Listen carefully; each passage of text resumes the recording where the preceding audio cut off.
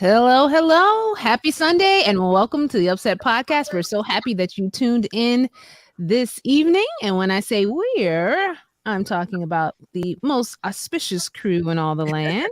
Hey, guys. Hello. Happy Sunday evening. Sounds like we got a promotion. Yes. Hello, everyone. Hello to our viewers. Happy Sunday. Hi there. Hi. Am I here? That's what we're wondering. You're here. You're here. Can you guys see me at all? We see you. Yes, we hear you. We see you. You are present.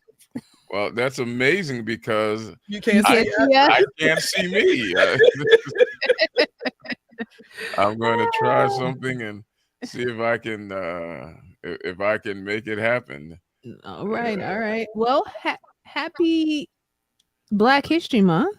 Yeah. As we know, this is the month of February, and this is a month that we're really excited about. This is a chance to kind of highlight what makes us who we are. Yes, it does, doesn't it? Now. Anyway, we are happy to have the whole crew here. We're happy to have our viewing audience come in and say good evening. Let us know you're there. We love interacting with you. But guys, what's been going on this week? Anything that's sticking out for you? All I gotta say is that we need to beef up security at the conference office. Because I walked into my office and there was a vintage Redskins shirt that was on my desk with a note from John Hall. So talking about fly Eagles fly. So, we just need to beef up security at the conference. I'll let the people in there just to get up in there. I love it. These Eagles fans, I tell you, they die hard. They die hard. Hello, I Mike. was in the supermarket last week and just kind of breezed by the bakery section and saw someone had a very large cake made with her number 1 on the cake. It was huge. That was for the championship game, the NFC championship game. Wow. And someone had a cake made with his jersey number on it. Wow. Amazing. And Eagles fans, they go all out. They paint their face gray and dye their hair and put on wigs. Yes. What does it say about Philadelphians that we are so rabidly involved in celebrating something that we don't have anything to do with? But I mean, I feel like Philadelphia has had that inferiority complex. Like, you're not New York City, you're just Philadelphia. So they have to take whatever they can get. Just don't say that in the stadium. Yeah. I won't get shot. I picked up a story from The Guardian that I thought was really interesting. Goes right along with Black History Month. It was kind of delightful. We have so much bad news.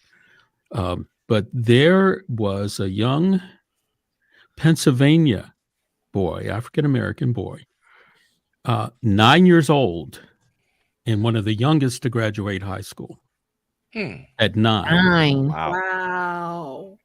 9 years old. That's half the time. David, his name is David Belogan. He was in a charter school, and he finished all of his studies and got his diploma at 9 years old. He says he wants to be an astrophysicist. Wow. But I thought that was pretty cool. Yeah, 9. And that he's from Pennsylvania too. That made it extra cool. Wow. Shout out to PA. Oh, is that what it is? Okay. Astro pastor. That's nice, man. Listen, somebody school me real quick, just for like 2 minutes. Hit me real quick on this balloon. I didn't get on it as quick. North Carolina. Just somebody help me with it really quick. Well, go ahead, Charles. No, Tolly, I'm sure you've got a more comprehensive answer than I do. No, my answer was going to be totally nonsensical. You might want to say something with some probative intelligence behind it. So, Well, I just China, they say it was a weather balloon.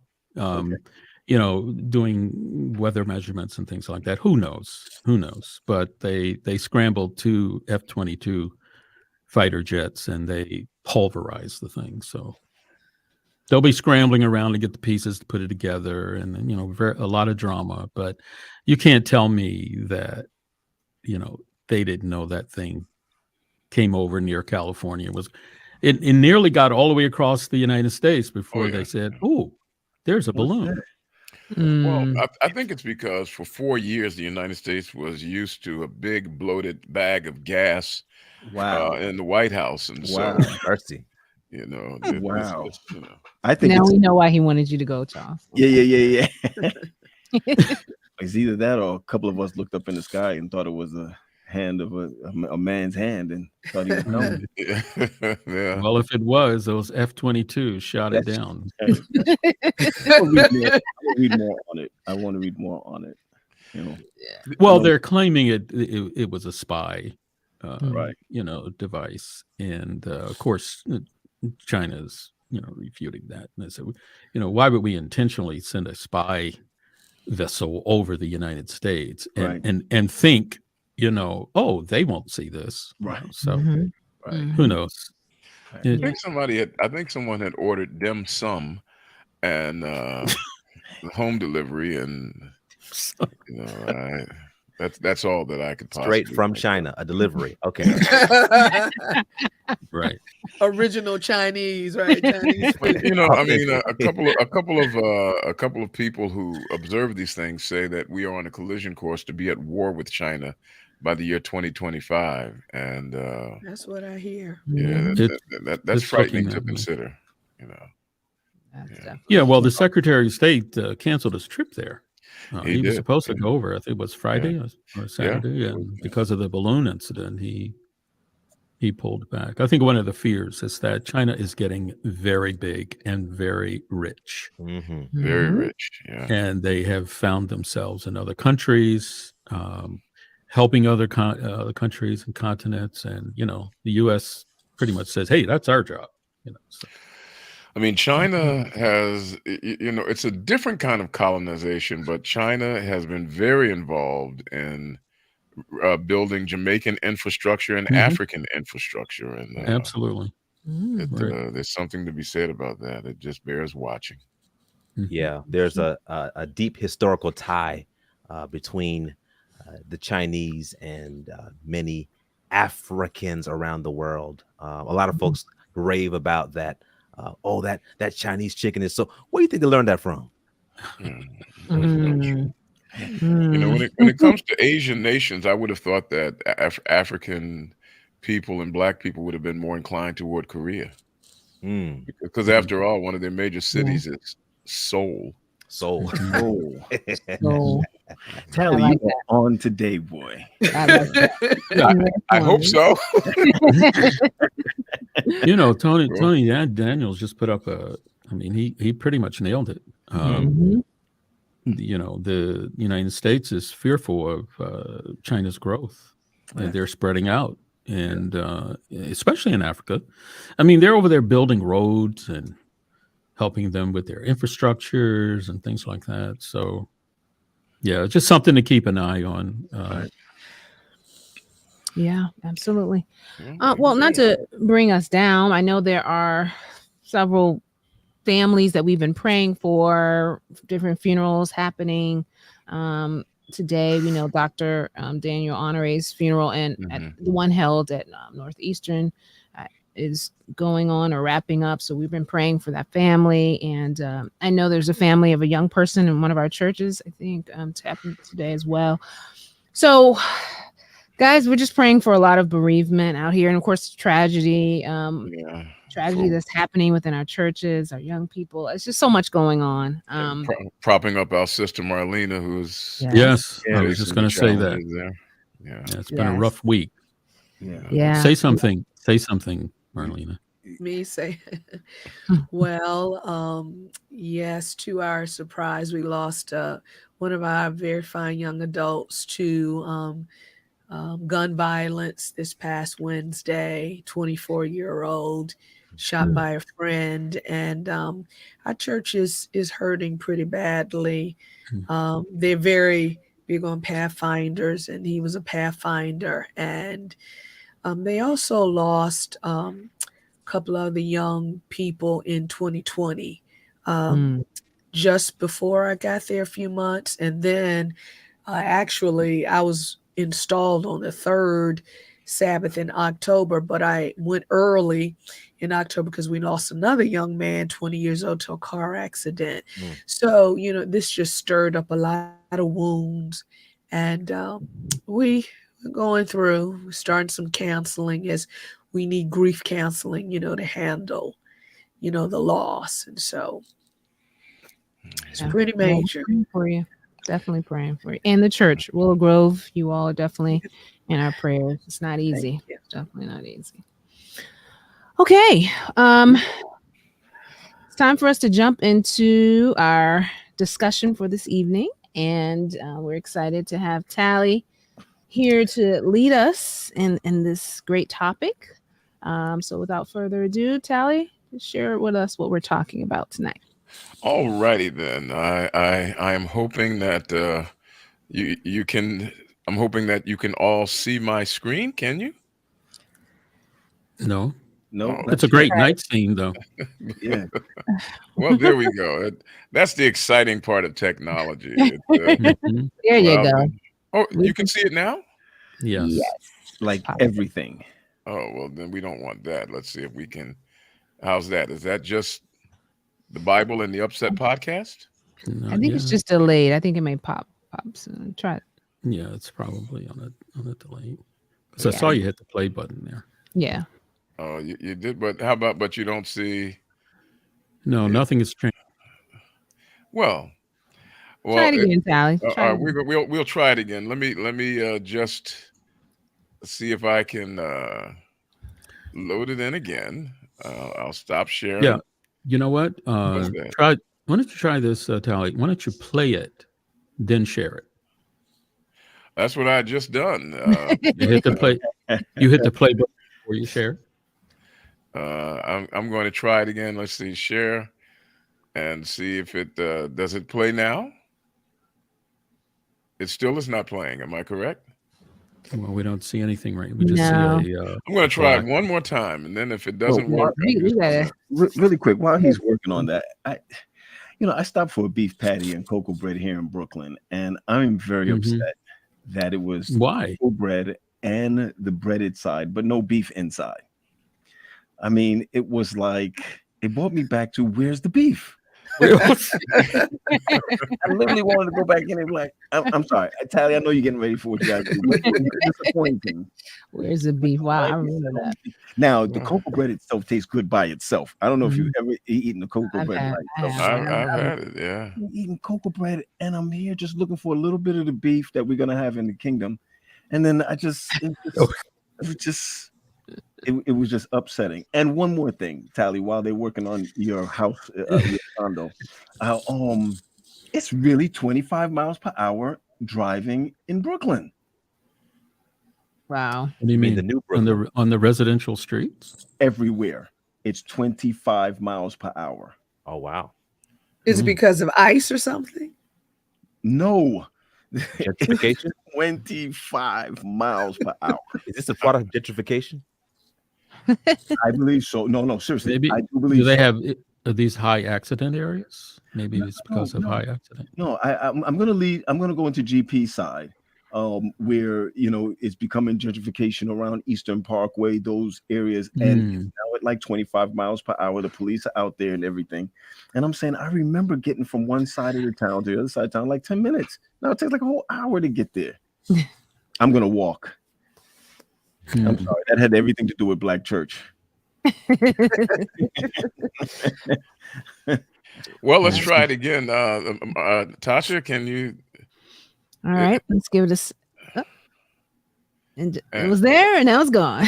it was there, and now it's gone. Let's Okay. try it Oh, again. needs a Oh, little more stall. Pat, what do you think well, about lunch trucks in heaven?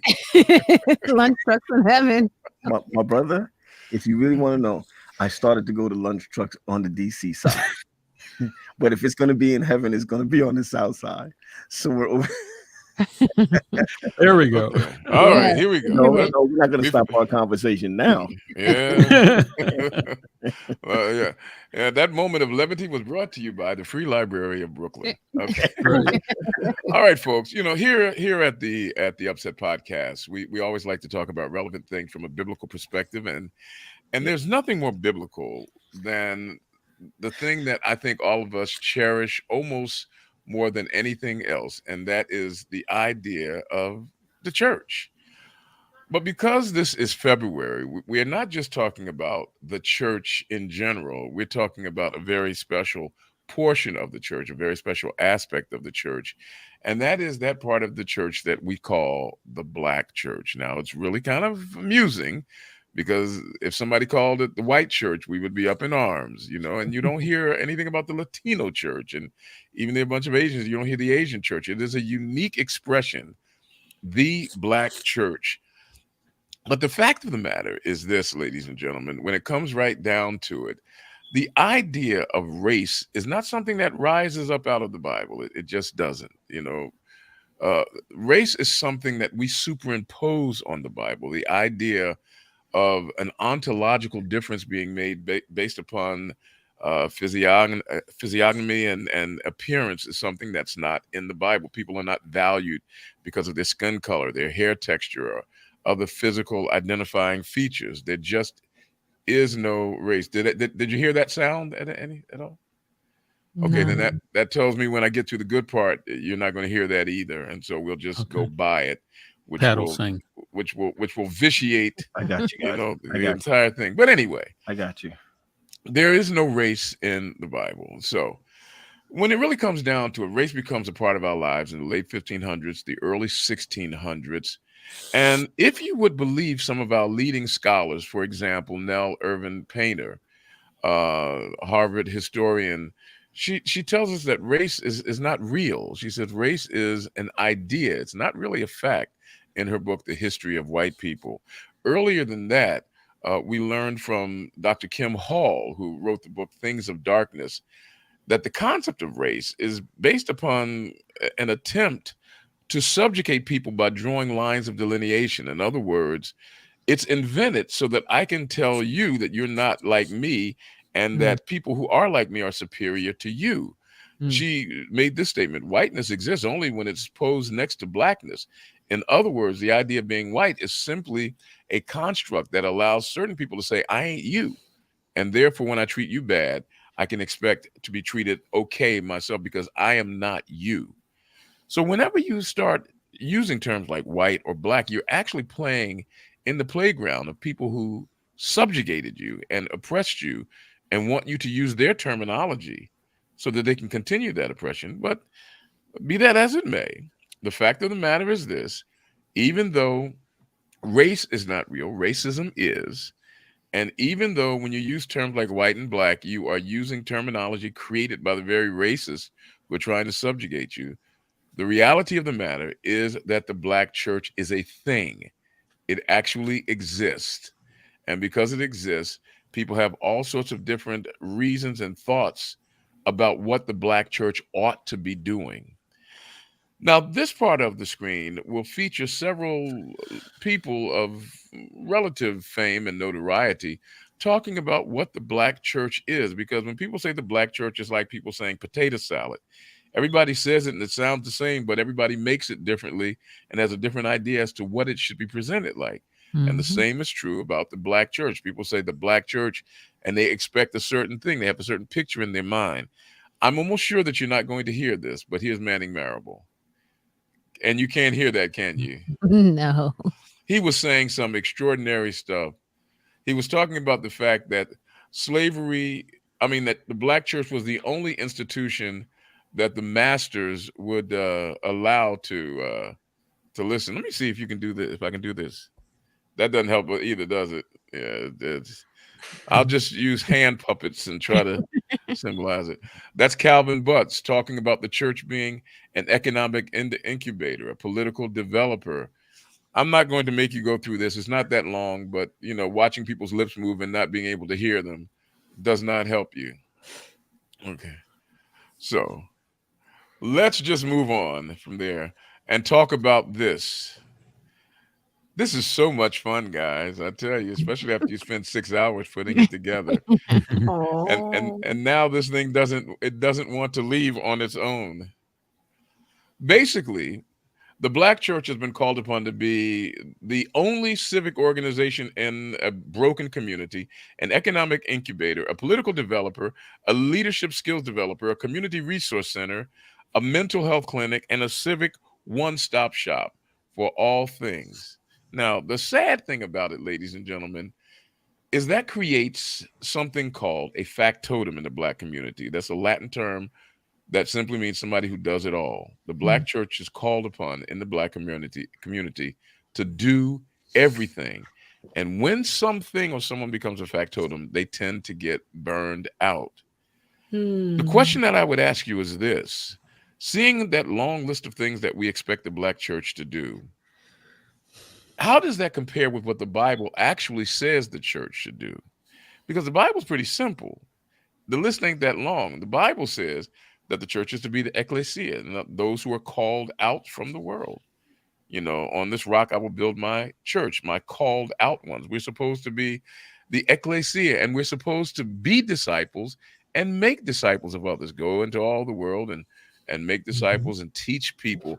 We're supposed to be kingdom builders and ambassadors for the kingdom, beseeching men and women to be reconciled to Christ, called out, followers who lead others to follow, building up the kingdom and being ambassadors for a kingdom that is not of this world, and last but not least, to demonstrate the value that we have for the unseen God through acts of faith that we call worship as a part of the body of Christ, which is fellowship. Really simple. That's all the New Testament says the church is supposed to be. So if the church is supposed to be just those four things, but yet we have a laundry list of other things we ask the Black church to do and be, that should generate some real serious questions, ladies and gentlemen. For example, we should ask ourselves, is it acceptable to ask the Black church to perform duties that are not mandated by the scriptures? Is that acceptable? I'm not asking right or wrong, but is it acceptable? And also we have to ask ourselves, is it possible that if the church is doing so many other things that are not mandated by scripture, that it gets in the way of the main thing that it should be doing? You know that old saying, here's the main thing, and that's always to keep and make the main thing the main thing. That's the main thing. And we're wondering, is the church losing its ability to focus on the main thing because of all the other things that it does? Building credit unions, starting banks, and becoming housing and economic developers. But the biggest problem is this. And this was going to be so impressive, ladies and gentlemen. I take my word for it. The more important question is a theological question that was posed by this brilliant woman, Dr. Jacqueline Rivers. She is of the Seymour Institute for Black Church and Policy Studies. And you won't be able to hear her ask the question that she is asking. And it was going to be so poignant and so significant. I was waiting to see Marlena's eyes open wide, you see. But now that you can't hear her, take my word when I tell you that what she is saying here is, what about this passage in Galatians? How can there be a Black church and a white church when we're supposed to all be one in Christ? The church is 2,000 years old. Shouldn't we be becoming more united than divided? If there is a division in the church, are we then vitiating the very claims of the gospel to make all things one? Is it legitimate to call a church by the thing that divides us? Now, you couldn't hear me. I'm so sorry that you couldn't hear, but the questions that are asked is, are we asking the church to do too much? Does it distract us from our goals? And is it against the very principle of the gospel and of the kingdom to call a church by that which divides it from others? Ladies and gentlemen, I turn these thoughts over now to people that you can hear, the wisest commentators and interlocutors to be found on earth, the members of the UpSet podcast. What say you one? What say you all? Okay, those are some good questions. Let's just start by saying that. First question is it acceptable to ask the church to do things that the Bible doesn't mandate it to do? I think the church has I think so. demonstrated. I'm sorry, Chuck. No, That go ahead, GP. the church has demonstrated that sometimes you just got to do some things, even if they're not required of you, but because you have to. For example, against the war of illiteracy and ignorance, if the Black church did not step in, there would have been no HBCUs. Okay. And so, the church has constantly sacrificed and poured into the community because it just had to. And so Okay. I'll let someone else chime in. So But necessity Yeah, I demands think- that we do certain things. Yeah. Right. I think that there is a cultural context that leads a church in a community to do what it feels necessary to do to care for its community. And I think any church of any race in a community is affected by whatever the cultural, not just cultural situation, but whatever the actual situation is going on in their neighborhood. I think it would be shameful if the church did not respond to its community cultural needs. Okay. I believe that is part of ministry. And while it is not mentioned in the Bible, I think that we have to look at it from a contextual point of view and in terms of what what the church chooses to do to interact with their community. Let me And broaden the- also, Tally, doesn't the Bible also talk about taking care of the needy, those who are in need? And so those needs can be wide and diverse. And that's where the church steps in. Also, when it talks about speaking up for those who can't speak for themselves, that's where politics and other matters come in, that the church has to speak for those, because if not, as someone has already said, who's going to do it for us? Let me, and these are good points. And look, I don't have answers. My job is just to trouble Israel with questions. First of all, when it talks about taking care of the needy, it was talking about the church taking care of the needy members in the church. I mean, I just thought I would share that in the church, which is not the same as saying that if you see somebody hungry, you don't feed them.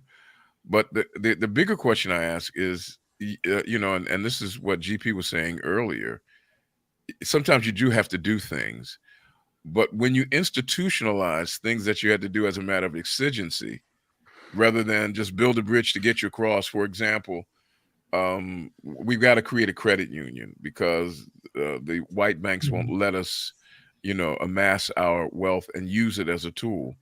But then 100 years later, you're still creating credit unions rather than spinning them off and letting them go. This goes to my second question. Can you get to the point where you become so busy in those things that are not a part of your original mandate that you begin to, slack up a little bit on you're slacking on your working, as Jay-Z might say.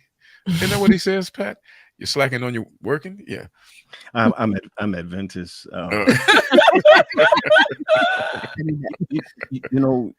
It's puzzling me because even as we go over this, I look at even how the church have changed in the past 30 years, 40 years. And we're not even talking about regional conferences right now. We're talking about the Black church and what has happened in Black church. Yeah, you're right. And I'm trying to comb through, and I get what Marlene is talking about, but I'm trying to comb through what actually is it that that the church is meant to do. Forget meant to do, because I know you're going to jump on me for that. But when I look No, I would never. I know. When I look at civic, I'm thinking about my area. I'm thinking about community, and I think in the beginning, we turned church out in the beginning, the word church, New Testament church. I believe that the New Testament church has been turned around. I know you were talking about 1500s, 1600s, but even before that, it was never meant to be the way it is right now. And I think that it was always supposed to be community. Even if you want to get into the tithe thing and the offering thing and all of that, everything was supposed to help the community. And I think that's where the split comes out. You know, what you talk about civic, you talk about mental health. The reason why blacks wasn't going to do anything with mental health is because you had the church. You had someone to talk to in church, or you had that fellowship. So I can't go with the Bible version of what church should look like. Then Oh no. Oh, no. Well, totally. I could understand. Yeah, well, I could understand where you're coming We've from. heard Pat, from but Imam Pat Muhammad there. yeah, let me ask this question, and specifically to you, Tally. In Matthew 25:35-40, this is where Jesus said, "For I was hungry, and you gave me food." Is he preaching? And you know the rest. No. We don't know the rest. I would like to hear you. I'd like to hear. I was hungry and you gave me food. I was thirsty and you gave me drink. I was a stranger. And then as we go down, and then they ask, well, when do we do that for you? And he said, what? Mm-hmm. To the least of these. Okay. Yeah. So with that Bible scripture lifted out in the context of what you just shared with us, Tally, are we misreading that as part of what the church does, or is this more of an individual focus? You know, it is pretty clear. Well, no, it is not clear. Now, let me say it that way. That in the New Testament, when the church is being given its mandate, it is the very expression ecclesio, ekkaleo, to be called out, creates a paradigm where the church is here, separate from the rest of the world. And when it talks about feeding people and clothing people, it is talking about the church taking care of those who are part of its household.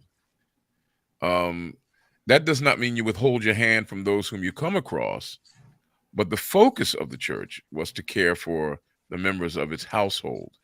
For example, in the book of Acts, when you see the apostles pulling the deacons together, it wasn't to feed the community. It was to feed the members of the household. Tally, was the government taking care of the community at that time? Yes. And Paul creates the paradigm where he says we have to work cooperatively with governors. He talks about the ministers being a terror to the evildoer and to respect those. And then you go back to your Old Testament prophets who continually demanded that government do what government's supposed to do. Yeah. And the task of the people of God become to speak truth to that power, not to try to replicate it, but to speak truth to it. And as GP said earlier, there are times you have to do it because nobody else will. But the task is to make those who are supposed to do it, so that you can do what you're supposed to do, which is to declare the gospel, to make disciples, to create an atmosphere that allows for worship and fellowship, which is the main focus. The idea is to, it's like driving down the street and something goes wrong with your car and you get out and you fix your car. You don't open an automotive maintenance shop on the side. You fix the car and you go on and do what you were intentional about doing. Well, this is why activism is so essential in the Black church. I'll let Tasha go. No, I was going to say, I think the question that's still lingering for me, Tally, out of what you asked is, have we let those types of things, the community service and the other things that we're doing, the auxiliary things, overshadow, really teaching people about Christ and allowing them to develop a relationship with him? And I do think that, we kind of toe that line pretty closely sometimes, because we are always lauding all the community service that we're doing, all of the projects that we're doing, all of the groups that we formed. But you don't see as much emphasis on the people we've taught to develop their relationship with Christ. Of course, sometimes we use those things to bring them to a place where we can teach them. I do think that I hate to say we kind of use some of those things to lure people into, well, it's really pretty much developing a relationship so that when you do share it, they're willing to listen. But I do think and this made me think about the conversation we were having a couple of weeks ago with the young people wanting to go out and do community service in lieu of Yeah, the sermon. Remember, we got into that whole discussion. Pat's house painting services. And I'm seeing a little bit of the correlation here. It almost looks like even though it's a good thing to serve others, are we putting too much focus on that to the point where we're not taking care of people's souls? And I'm just throwing it out there because I do think it is important for us to stick to our main thing as you start off. What is our main thing? And when we go back to the main thing, the other things kind of come along with it, but we don't want to overlook the main thing because people can be good people but not know Christ. You know what I'm saying? Like they can learn to do good things. They can learn to serve people, but still not have a relationship with Christ. And that's really ultimately what we want for people. Yes, to make and duplicate Black disciples. Amen. Which brings me to question number 3, which is the main question. And that is this. The reason there is a Black church is because of the failure of white members of the church to treat with equality and equanimity people of color. So you had to do that. The Black church exists because of brokenness and failure. And now, 400 years later of apartheid in this country, we have now so institutionalized that divide that Black people fight. We are fighting to make sure. I mean, like, for example, if one of our guys goes and pastors in Potomac, we'll say, he left the brothers, even though Potomac is now Allegheny South. I mean, but the thing is that, is it acceptable to label a part of the community of Christ who says that his blood makes all things one? Is it acceptable to have as a label in that community something based on division? Marlena. Called out. When society has caused the division, we have to take care of the least of them. And so if the Black community has been isolated, it is our responsibility to take care of ourselves. Okay. And so do you institutionalize that divide, Charles? I think, unfortunately, yes, because in the context of regional conferences, if you look at the history of regional conferences, no one stood up and say, I want to be in a conference by myself. Right. Okay. They were originally designed and called regional conferences. And then there's a whole definition as to why. Unfortunately, because of the reality of how we treat each other, because of racism, because of unfairness, we have had to, for the sake of survival, separate ourselves. I mean, there was a general conference where the general conference president, McElhaney was his name. Mm-hmm. And in the minutes of the general conference session then, when it was brought to the general conference session about, blacks and whites, we're coming together, as one church and all. He made a statement, and I'm paraphrasing. He said, it is not attainable at this time. Mm-hmm. Mm-hmm. And there's a reason he said that. Yeah. So as a result of that, we say, oh, okay, no problem. We'll have our own church. And because of racism, we have had to, split it, as we say. And we're still that way. Yeah, Okay. Even though we have congregations from the Asian community, we have congregations from the African community, we have congregations from the Chinese in the regional conferences. But unfortunately, because of the reality and the seat of evil that is in this country, we have had to answer and fight racism as best we can. And so I'm saying in the context of the Adventist Church, unfortunately, we do have a Black church. Okay. And so it continues. Is is this a testament to the fact that the blood of Christ lacks efficacy in this area? That he can overcome harlotry, drug addiction, alcohol, and cigarette smoke. But that white and black thing, the Lord say, hey, look, I tried that one, but my blood, my blood don't work on that. We're going to well, come the up with something racism else. is deep seated. I mean, look at the Israelis and the Palestinians, and you could go down the list. I think the Beacon Network made mention of the fact it's like the split between Israel and Judah. Now, it's a little different. That was a matter of theology and orthodoxy. Israel was idolatrous, and as such, they separated themselves, as Hosea said, leave them alone. They are joined to their idols. This isn't a matter of idolatry. This is a matter of, it's not even a matter of culture. We say it's culture, but it's not even a matter of culture. It's a matter of race and money.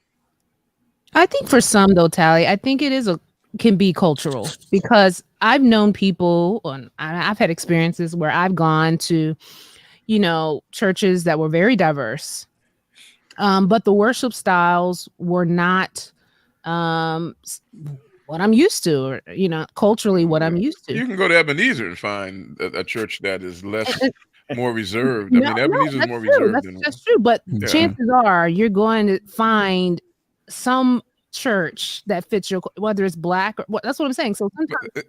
But it doesn't happen because of race. I can take you down south and they'll throw a rattlesnake at you and tell you dance around with it. I mean, so it's not. In other words, it's not like white people do this, black people do that, and never the twain shall meet. It is. We call it culture, but it is actually simply race. It's just race. Listen, all I gotta say is that we still need the black church. And no, I don't want to. Tally, you talking some good stuff here, but I mean, I'm just asking us to think. That's all. No. And I'm with you at that. I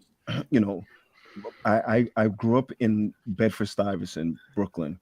And no, I didn't grow up there. I grew up going to church there. Okay. And GP, you were just talking about gentrification when we were talking about the 25 miles per hour, et cetera, et cetera. I remember growing up in a place, and remember the points that you just used, okay? The civic, the economic, the political, when you look at all of those things, I don't know where I would be today in each one of those categories if I did not have the black church. And not the Black Seventh-day Adventist Church, because up the block was New Jerusalem Baptist, and up the block from there was we all had church in the area that we're all gonna go to this grocery store, and we're all gonna shop, and we're all gonna use this seamstress. It was like that even in the 70s, coming out 70s, 80s.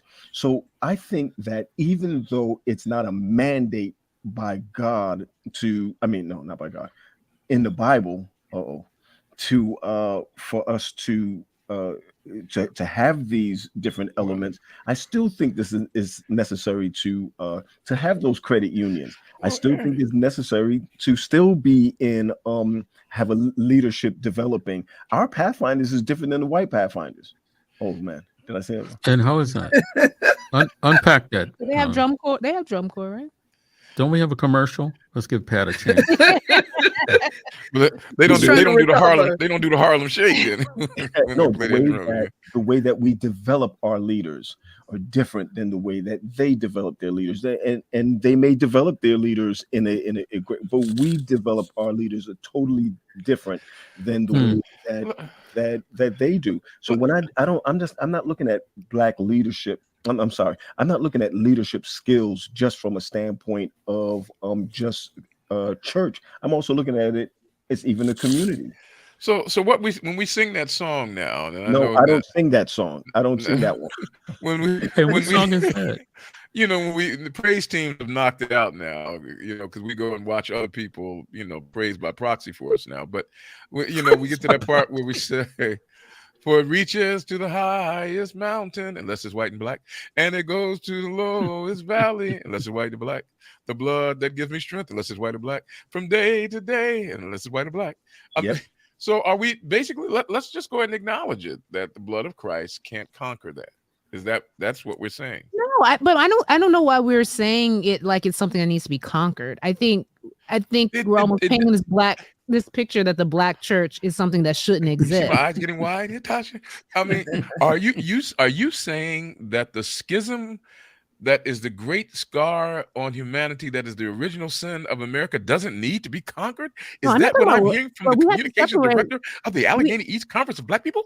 Yeah, we have next to year. separate the black church from racism. I think we're combining them, and I don't think that's fair The because black church exists because of racism, it may exist because of racism, right? So but it's not a racist entity. no, it exists because of racism, which means that what started it is the scar, the brokenness of humanity. The idea of the gospel is to unbreak humanity.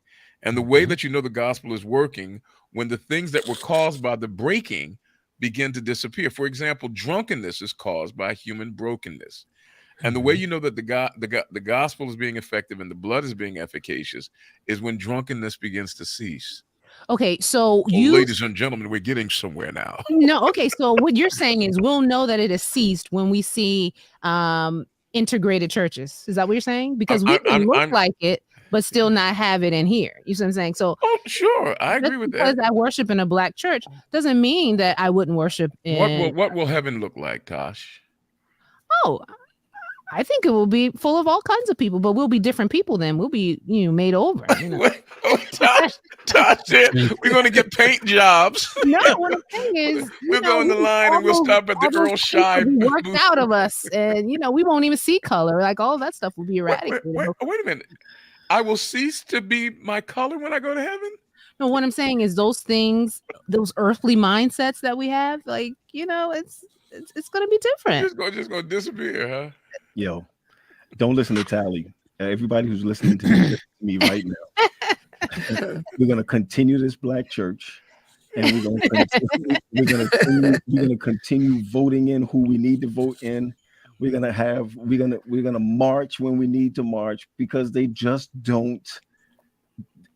The community. We need our own community. That's what we need. and it's We not need our just own for separate community. Adventism either. It's global. The black church. I'm sorry, one second. Say that again, Tally. We need our what? We need our own separate community. We need to be able to be who we are. We need to be able to express. Now, I want Pat, I want you to take that now and think sincerely about it.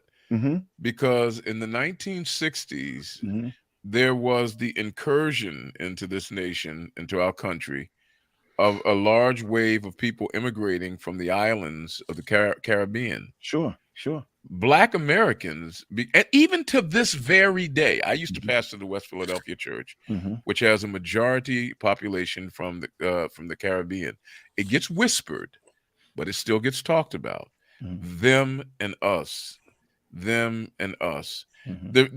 The practice. I mean, there were marked differences in the way people culturally handled their affairs when they went to church, if they came from certain places or if they came from other places.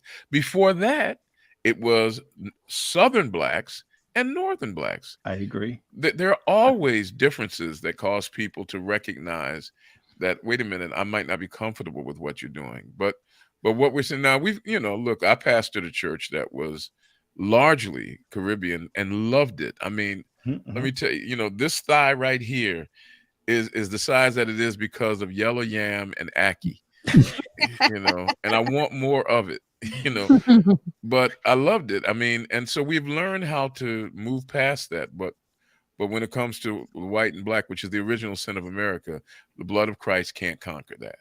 I'm not going to say can't conquer it, but I do think that God, that the Holy Spirit needs to work through what we can't work through, and there's some things.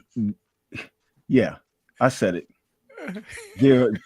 I said it. There are certain things. There are certain aspects of worship that we need that it's not even accepted at other places. And I think that's the biggest problem. The biggest problem is the acceptance of where it is, and for us to be who we are, why we need our own. It's not that we don't want to conform or we don't want to belong. It's that they don't want to belong, or they don't want to they tolerate us. And it's the reason why we need to continue to have the black church, and they can have the white church because they do. They just move it in silence. They still have the white church. They have the Korean church because they need to do what they need to do in order to see what they need to see. I'm not backing off of that. I can see it now. We'd be up in heaven. So where Pat at? So he didn't back off of it. Yeah, I'm on the east side. And we, Tosh, you were going to say something. No, I was going to say, I feel like a lot of it is on, when it comes to the black church gets a lot of heat, but our other ethnicities, that's how they worship. That's their culture. We pacify it a little bit. Like it's not even a question. That's what they need. And we cater to, but when we say what we need, suddenly we're being, we're continuing the racism that exists. So why is it that when it's the black church, we have to make all these concessions when other ethnicities? I think the bottom line, is love. We teach our children to sing this song. Jesus loves the little children, all little children. He does. Red and yellow, black and white. But here's the pivotal point.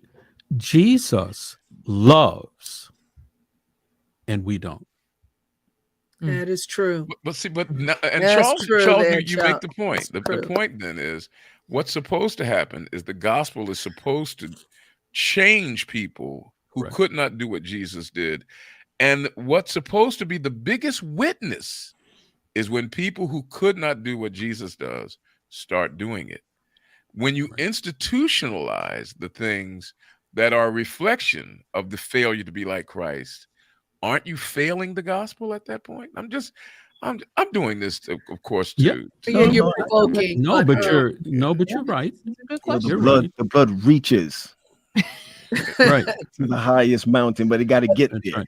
But then the Spirit of Christ also expects us to take up the deficiencies in society. So, because the church is still within the society, within the culture. So, a lot of times the church has its own racial aspects. We know the same as the world. And so, if the church doesn't step up to help those who are marginalized, then who will? So, even if it takes institutionalism, so be it. But we have to do the work of Christ.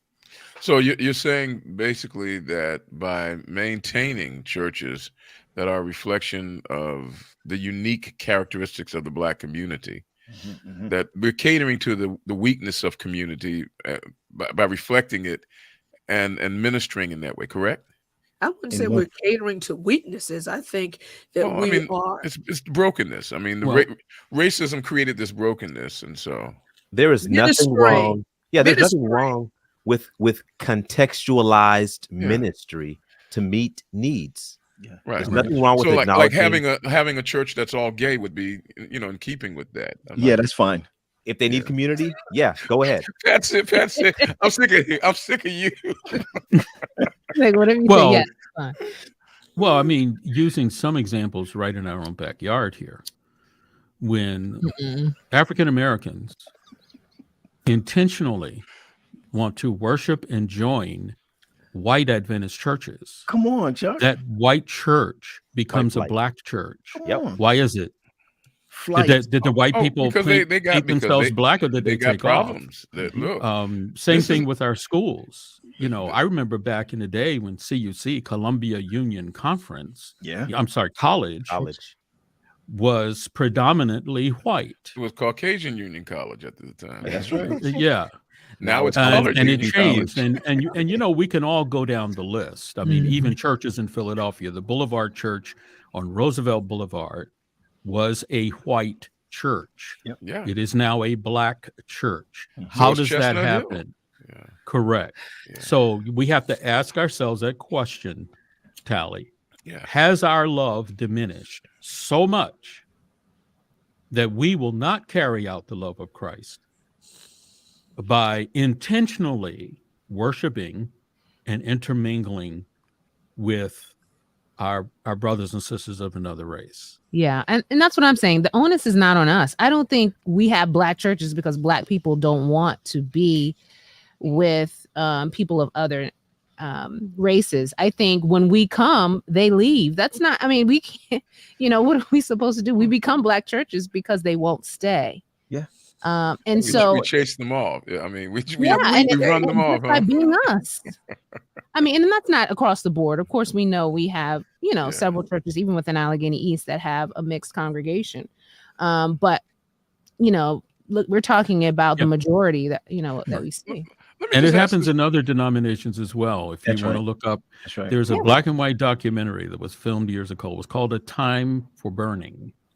Look it up. There may be clips on YouTube, but this was an experiment. I believe it was the Lutheran or the Presbyterian Church. They had two churches in the South on the same street, practically. One was white, one was black. And they sent a white pastor to come down and try to bring those two congregations together. You ought to see the documentary. It's powerful. And basically it boiled down to the white congregations didn't want black folk in their church. Mhm. They just flat out said it. In fact, this pastor who tried to get them to relate to each other invited members of the black church to visit and worship in the white church that was literally within a quarter mile of each other. And there was a big uprising in the white church. We can't have black people worshiping with us. Yeah, man. We too forgiving too, man. Let's have our own. Yeah, But that's the reality there's of a what we're limit to living in forgiveness. now. Yeah. Pat Yeah, made a that's it. point there, and I mean, there's a limit. You should only forgive so far. That's right. I said it. You should, So- I mean, I remember there was this this carpenter that I knew who lived in the Middle East who said, you forgive 70 times 7, but obviously he didn't go to Andrews. He didn't realize that there's a limit to. You should only forgive so far. Correct, Pat? Yeah. Yes, you're exactly right. And I'm going to stay on that. No. But as much as, again, I feel a way right now when I see a church, and I'll go the other way, the other way, Tally. I can't stand our churches who were in black neighborhoods. It gentrified, and now the black church wants to come out. That's not what I'm talking about.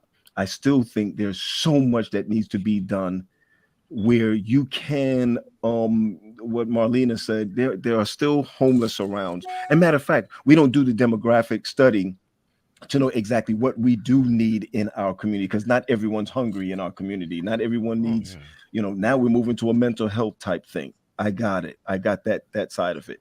But there are many of our churches, especially in urban areas, that are not accepted. What has happened with the Memphis 5, people may say, oh, that's not racism. Yeah, there's something going on peer to peer. There's something going on inside of our own group that we need to be able to discuss, that cannot be discussed in the white church.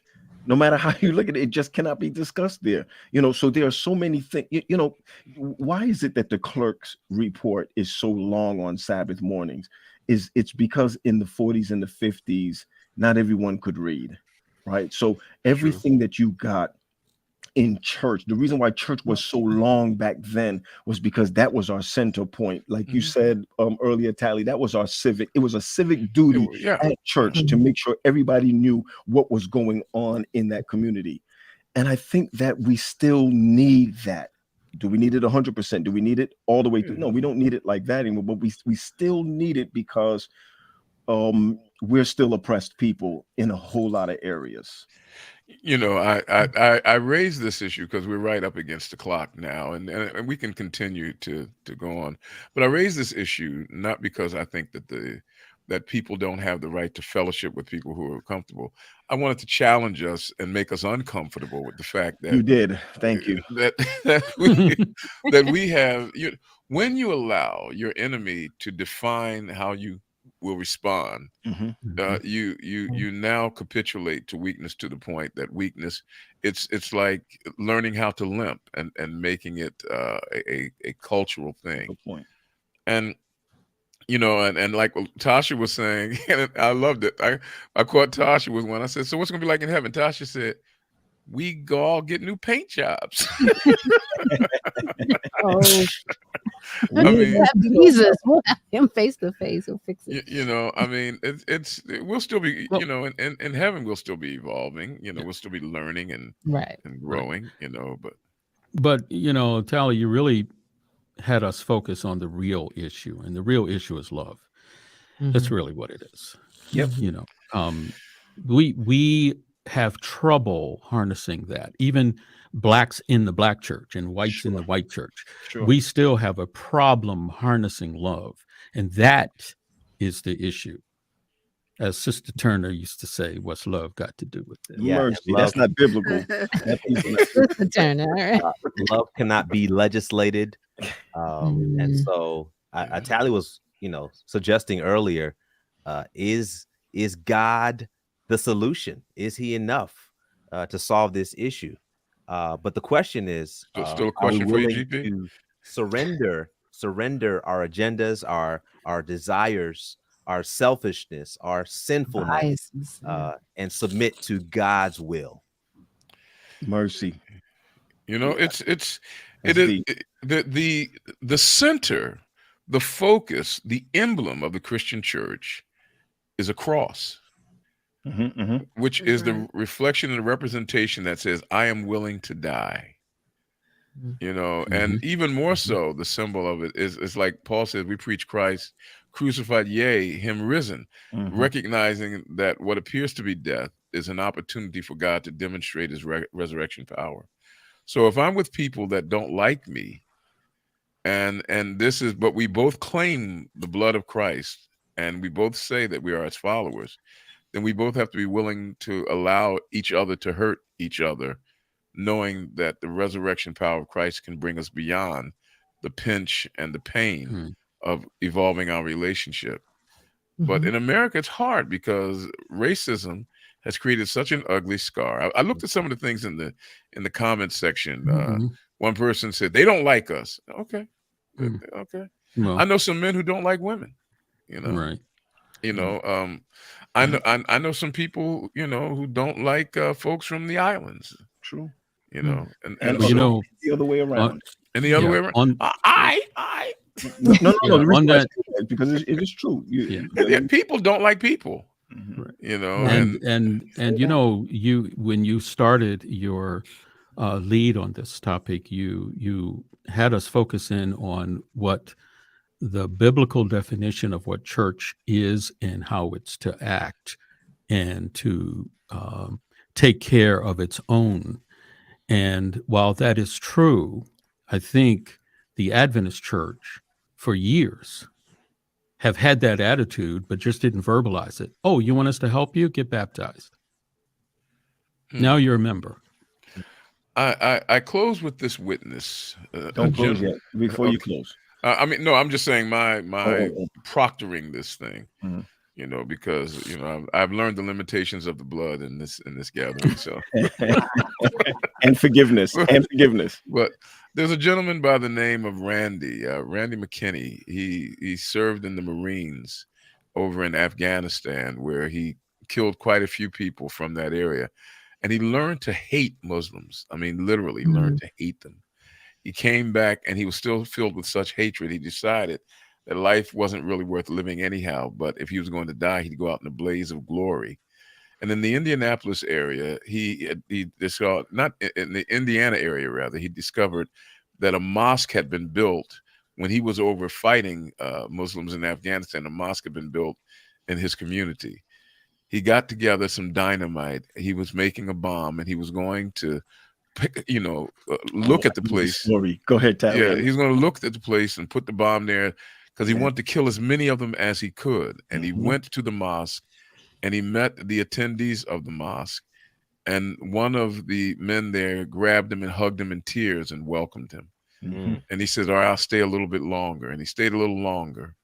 And then he came back. And before he knew it, he had forgotten all about the bomb. He is now a Muslim, married to one of the members of the mosque. And they said, why did this happen? He said, love did this. They loved me so much that I had to give up my hatred. Absolutely. So maybe we should all take our shahada No, Yeah. no, no. Not that way.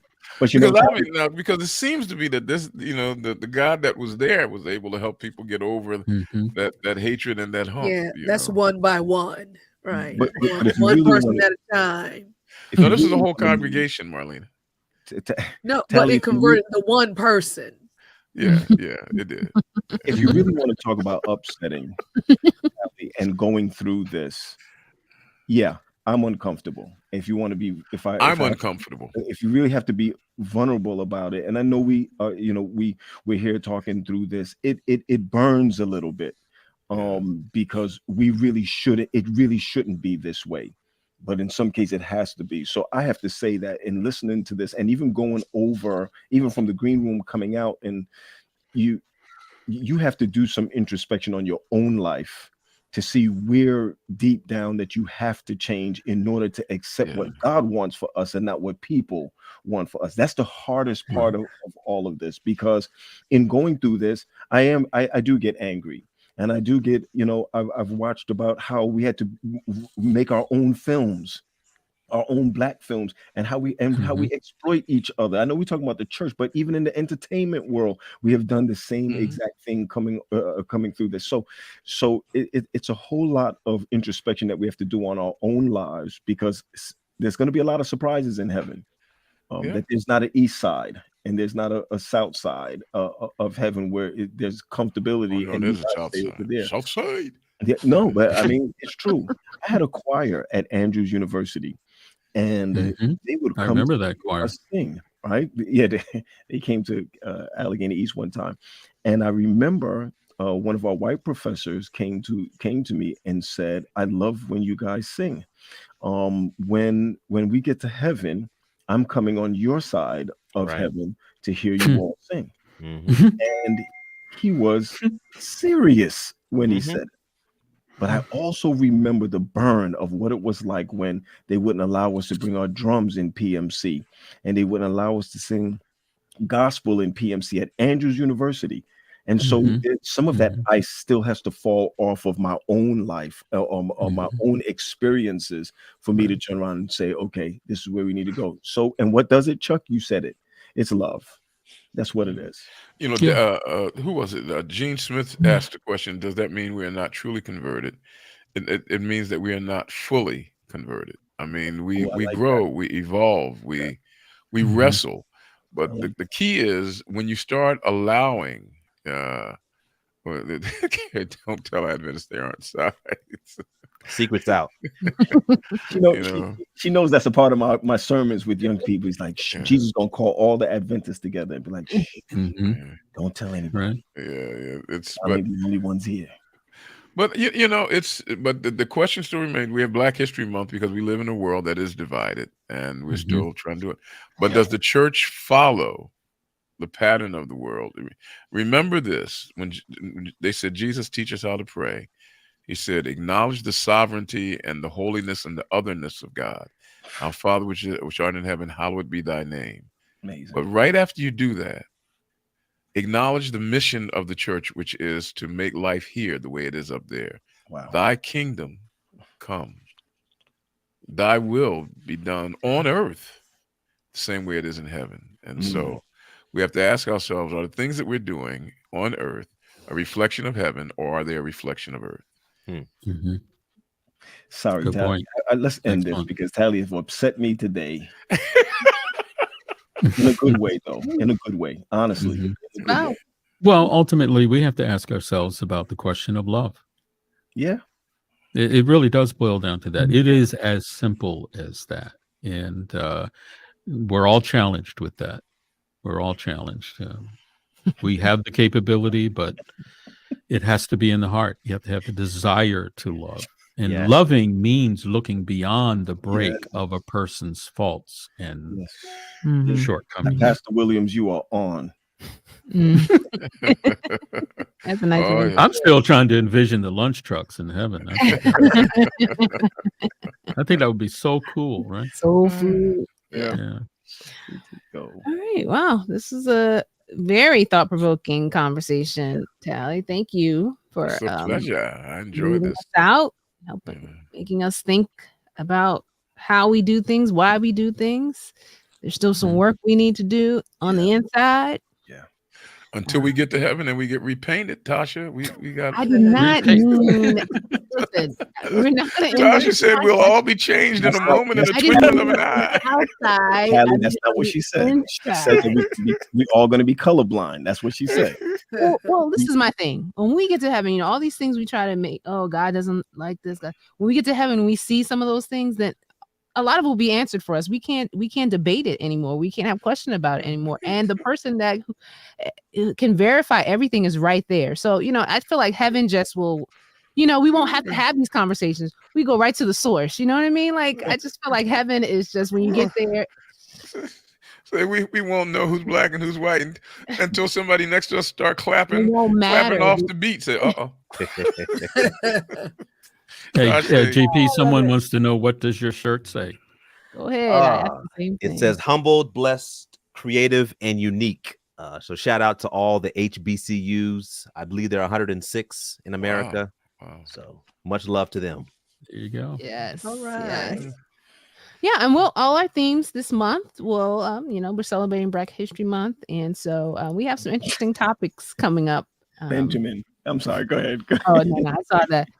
You said, I hope Jesus doesn't have a paint job when we get there. No, he's gonna stay black. Blackity black. Oh wow. But no. So look forward to the rest of what we have for Black History Month. We're going to be talking about all kinds of topics. We have so many good ones, like we're trying to actually narrow them down. But if you have an idea that you want us to kind of throw in there, don't forget to reach out to us. Email us at upset@aecsda.com. Email us, let us know what you want us to talk about as it relates to Black History Month. We'll try to incorporate some of it into future podcasts. I'm going to see if my finger touches Charles' head from the ceiling. If it does, I'm leaving the studio. Yes. Thanks for tuning in. Don't forget, the end of this month, we're having our UpSet, our second birthday. We will have been on the air 2 years. And Really? So, yeah, 2 years, right? 2 years. And so we may actually have some of our guests join us, some of our most frequent commenters, and we may actually bring some of you on to join us on. Ooh, that'll be great for our last podcast. So email us if you want to be one of those guests considered to join us right here live and give your commentary outside of the chat, but right here on the screen. So email us if you think you might want to join us for our birthday show. All right, guys, it's been a great discussion. As always, we thank all of our listeners and viewers for chiming in. The chat had a lot of great comments once again, so check those out on YouTube and Facebook if you're on the other platform. And we'll see you. We see you, Tiff. Email us. We'll see you guys next Sunday, because if it's Sunday, it's UpSet Podcast. All right. I thought it was Meet the Press. You said Meet the Depressed? Meet the Press. Yeah, that too. All right, everybody. Have a great night. Bye, everyone. Bye-bye. Bye.